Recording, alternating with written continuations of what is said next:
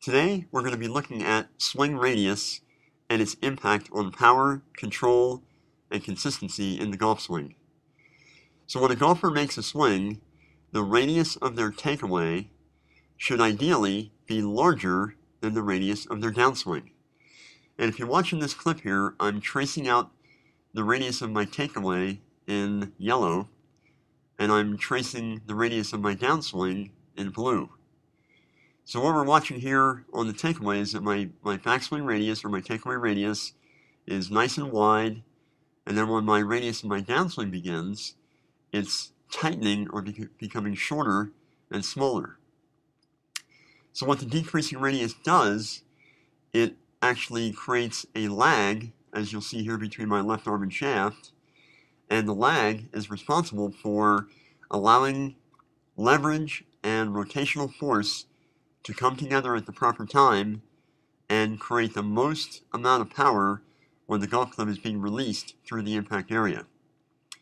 So we look at the angle between my left arm and shaft, and we see how the angle is retained well into the downswing, and even just prior to impact, I still have angle between my left arm and shaft, which allows me to really make a powerful release as I go through the ball.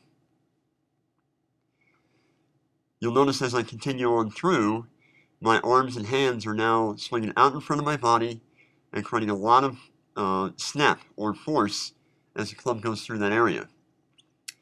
So one of the things that players typically do when they lose the ability to create lag is their downswing radius actually becomes larger than their takeaway radius. And what I'm again showing here is how the radius of the downswing is actually smaller than the radius of the takeaway. So what we want to try to do is give you a way of feeling and doing that in your own swing.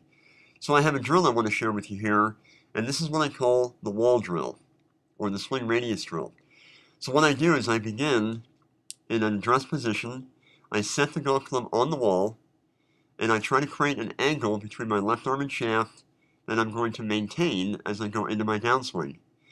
When I go into my downswing, I have two objectives. One is to miss the wall, and two is to strike the turf. If I've done both of those things, I will have created a smaller radius on my downswing than I had on my takeaway. Now what I'm showing here is what happens when you make a larger radius and you throw the club out. We call this casting. This is going to be a very bad thing in your swing. So work on the wall drill and watch your